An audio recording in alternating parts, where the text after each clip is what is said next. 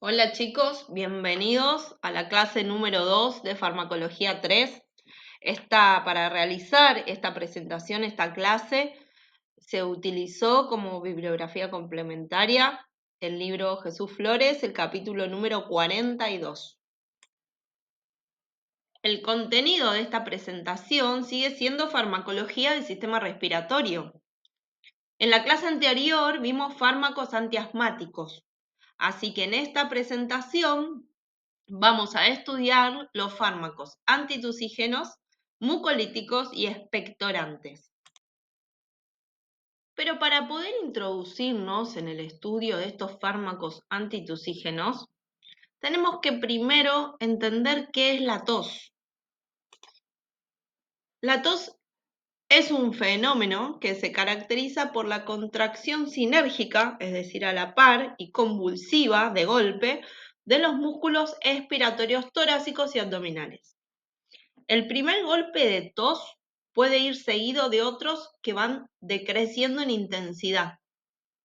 El aumento de la presión torácica tiende a colapsar las vías respiratorias y a esto se le suma cierto grado de broncoconstricción activa suficiente, a veces, para estimular por sí misma o mantener el acceso de tos.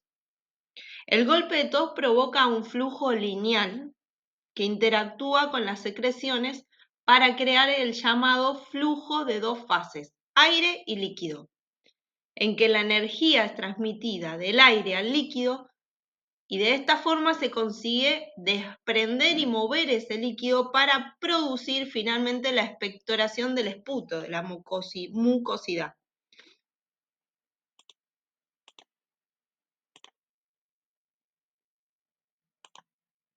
Entonces, no toda tos debe ser evitada o suprimida, ¿sí?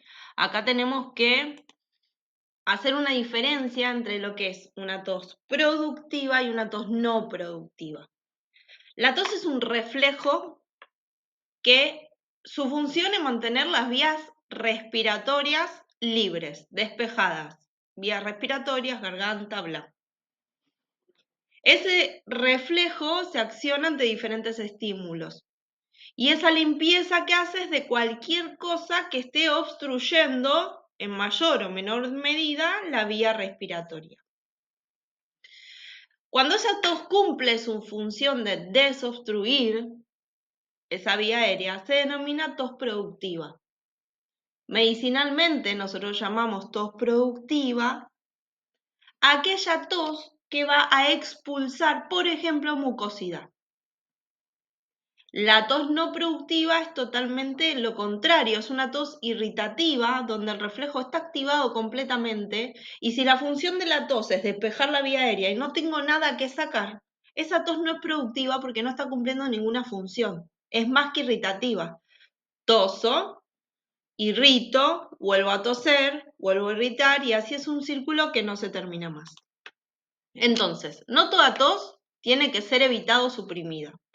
Debe evitarse esa tos cuando obviamente no es productiva o cuando es tan intensa que interfiere en el descanso de la persona, en la vida diaria de la persona o cuando llega a producir otras complicaciones como por ejemplo colapsos vasculares por la fuerza que se hace para toser, que pueden llevar por ejemplo a una disminución, a una hipotensión, una disminución de la presión arterial y puede provocar un desmayo en esa persona. La mayoría de los fármacos antitusígenos van a reducir la tos por deprimir el centro vulvar de la tos, ¿sí? Recuerden, sistema nervioso central, encéfalo, médula, tronco del encéfalo, y en el tronco del encéfalo teníamos una estructura denominada médula oblongada o bulbo raquídeo, y allí se encuentran las células que controlan la tos. Indirectamente, la tos puede ser reducida por disminución de las secreciones de las vías respiratorias, que actúa como estimulante, o sea, esa tos cumplió la función, expectoré mucosidad, quedan las vías aéreas limpias, listo, la tos se reduce y se elimina.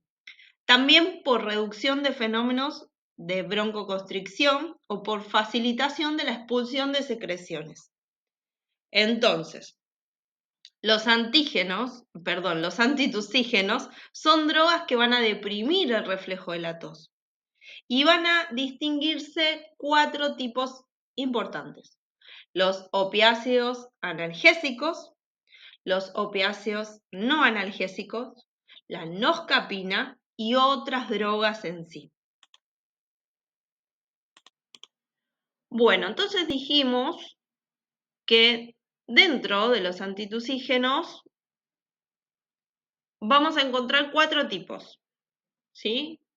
4 tipos de antitusígenos que van a deprimir el reflejo de la tos. Y vamos a tener los opiáceos analgésicos, los opiáceos no analgésicos, noscapina y otras drogas. Pero vamos a centrarnos en estos 3, opiáceos analgésicos, no analgésicos y la noscapina. Dentro de los opiáceos analgésicos tenemos la codeína y la dionina.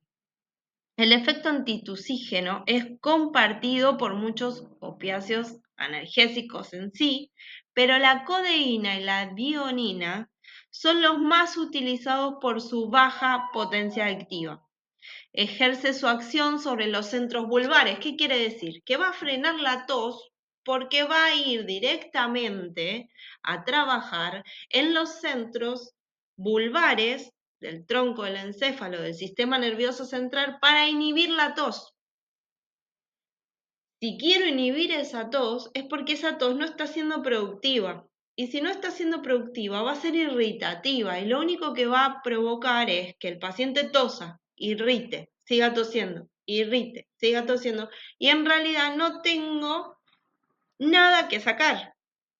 Entonces ahí es cuando se administra codeína-dionina, que va a ejercer su función sobre los centros vulvares, a nivel del sistema nervioso central.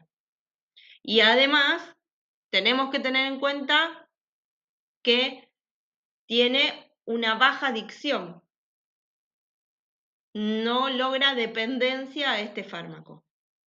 Los opiáceos no analgésicos pueden reducir ligeramente la secreción bronquial. Su capacidad adictógena es mínima, ¿sí? No generan casi nunca adicción, y su acción antitusígena es comparable a la de la codeína. El ejemplo que vamos a nombrar es la dextrometorfano, que es comparable con la codeína. Y nos queda lo último por ver, que es la noscapina, que es un derivado que se encuentra en el jugo del opio, pero carece de acciones opioides a todos los efectos, ¿no? Su eficacia también es comparable a la de la codeína, pero es menos potente. Bueno, ahora tenemos que hacer la división entre mucolíticos y expectorantes, ¿sí? Sabemos que van a participar en la expulsión de secreciones respiratorias, pero ¿cuál sería la diferencia entre ambos? Vamos a entender por mucolítico al fármaco que modifica las características físico-químicas de la secreción traqueobronquial, de manera que la expectoración resulta más eficaz y cómoda. Puede hacerlo de más viscoso, lo puede hacer menos viscoso para que uno pueda expulsar, ¿sí?, esa secreción mediante la tos. Es decir, que va a fluidificar, es la palabra, las secreciones bronquiales sin aumentar el volumen. No quiere decir que va a hacer más cantidad. Ahora, el expectorante activa la expulsión del esputo, bien porque aumenta su volumen hídrico o porque estimula el reflejo de la tos. Sabiendo que los expectorantes activan la expulsión del esputo, cabe mencionar y definir qué es el esputo, ¿sí? El esputo es un líquido generalmente espeso, producido en los pulmones y en las vías respiratorias que llegan a los pulmones. Este esputo depende de sus características físico-químicas, ¿sí? Puede ser de diferente manera, puede ser seroso, mucoide, purulento, si contiene pus, puede ser sanguinolento si contiene sangre, ¿sí? Los cultivos, los análisis durante varios días de los diferentes esputos arrojan su composición y por ende un montón de factores como por qué se produce, dónde se produce, cuál es el virus o la bacteria que está provocando esa generación de esputo y demás, y así poder tratarlo con diferentes fármacos. Ahora bien, cabe diferenciar, entonces, una vez que ya definimos esputo, cabe diferenciar los expectorantes directo y reflejo. Como lo dice la palabra, el expectorante directo va a actuar directamente sobre el sistema respiratorio. En cambio, el expectorante reflejo va a actuar de manera indirecta sobre otro sistema y ese va a repercutir en el respiratorio. A ver, un expectorante directo, por ejemplo, de carácter natural, el eucalipto, se administra por vía sistémica y llega a los bronquios, donde al irritar la mucosa bronquial va a provocar un aumento del volumen de las secreciones, lo que conlleva una disminución de la viscosidad y favorece la expectoración.